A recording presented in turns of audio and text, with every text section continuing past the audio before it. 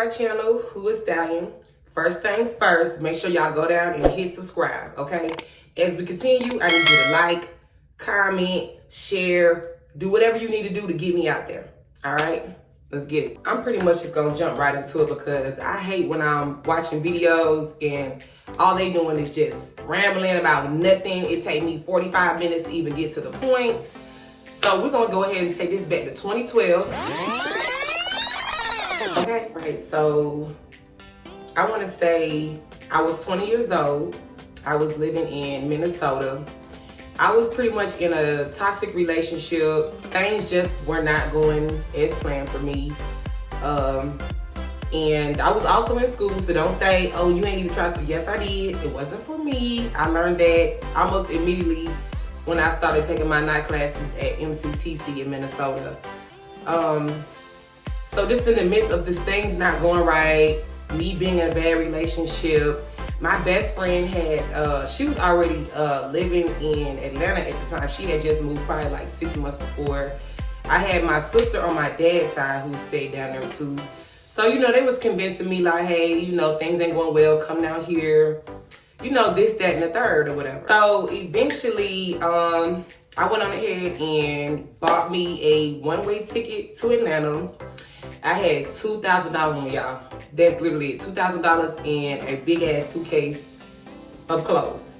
That was it. I got rid of a lot of stuff just to, you know, minimize my, you know, my suitcases and my situation or whatever. So I booked a one-way flight, came down to Atlanta. When soon I touched down, I told my friend to take me to the mall. I went and did applications like crazy. I was everywhere. I was walking up and down Riverdale, 85. Like, that's the hustle in me. Like, that was just me. I had to figure it out almost immediately when I got here. So in the midst of me finding a job and actually getting a job, I was having issues where I was staying because I was led to believe one thing before I came down here. And obviously when I got here, it wasn't what I expected. I'm not gonna throw no one or anything, you know, under the bus.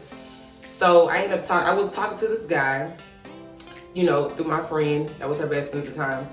I ended up living with him and his family for a while. Nice, I loved them, they were so helpful. But you know, you start to grow mentally. So things didn't work out between me and him. So me and my best friend decided that we would get a place. And at this time, I was working at South Lake Mall in a clothing store.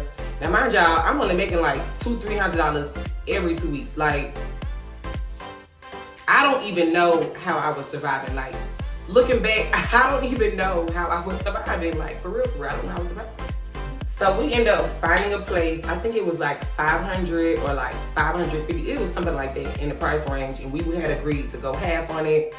It was right by my job. Like, I could literally walk if I wanted to. But I did end up in the midst of all that buying my stepdaddy's car for $900. He drove my car down here. So I did have a way to work, you know, of course, and I had a way to move around. But I was like, yeah, when I say I was riding around with no license, no insurance. Girl, I don't even know. God was with me when I was driving this car because I was just riding around dirty, like dirty. So we got our place at this point. And at the time I was single, you know, doing me because that's what I was able to do. And obviously she was in a relationship. So her dude didn't like that she was roommates with a single woman.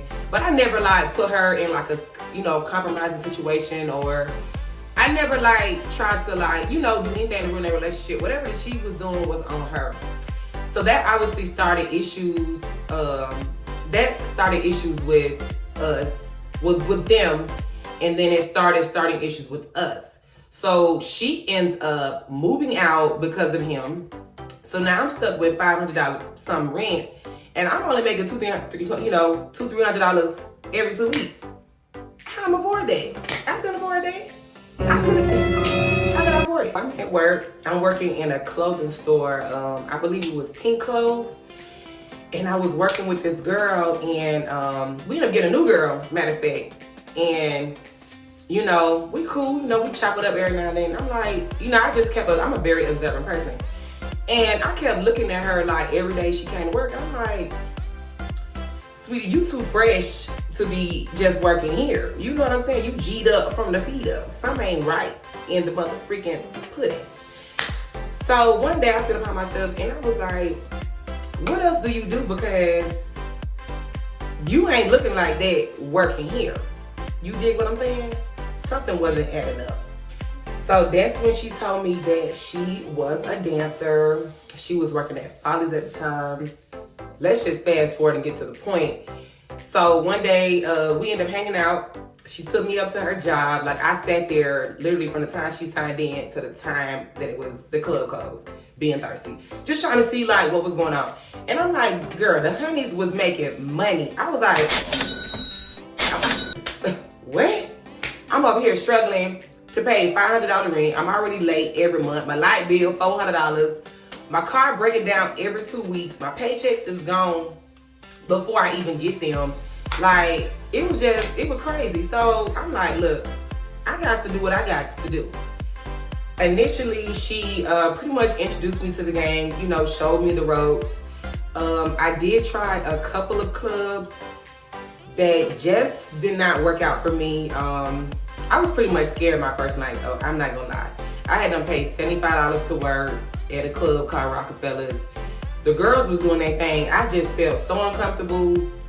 I would literally just walk around my first night. I just was walking around timid. I was in the bathroom hiding. And at one point she was like, okay girl, look, you done paid this money to work. You need to make your money back times whatever.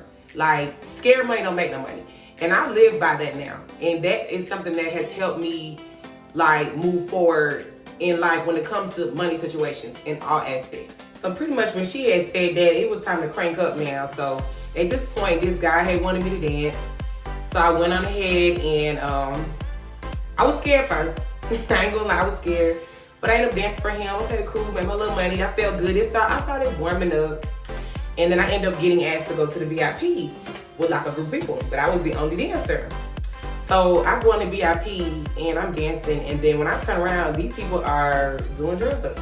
Like, it was so uncomfortable. And then they asked me, did I want to join in? What? I don't do those type of activities. That was it for me. That was my last night there. From then on out, y'all, so I just started networking. I had a friend who was doing parties. So I really started doing parties. And that was less, you know, it was better. And of course the parties were cool. I wasn't making like hella money, but it was enough to take care of what I needed to take care of. Now with these parties comes no security, no nothing. So you pretty much are just throwing yourself out there like at your own risk. The parties eventually started turning into sex parties and I don't do that. So, you know, to each his own, do what you do, but it becomes hard trying to, when you're just dancing, you know, giving off a fantasy versus someone who's actually busting it open. You can't compete with that sometimes. You know what I'm saying? So that stopped me. That's when I stopped doing parties. And I end up, when I turned 21, I end up, no, 20, I'm lying. I started at Strokers. That was cool. Strokers was like my learning year of like things that I didn't know about dancing. So by the time I hit 21 and I made it to Club Blaze, I was ready, but I wasn't all the way there.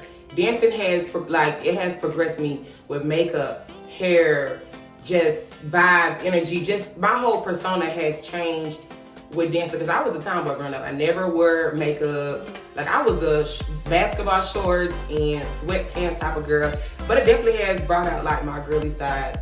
So that's pretty much just how I started dancing. I do plan on making some more videos of some stripper Q&As and, you know, just touching more bases on, you know, just my dancer life. So yeah. So before we go, make sure that you guys are, like I said, liking, commenting, subscribing, sharing, do everything you need to do.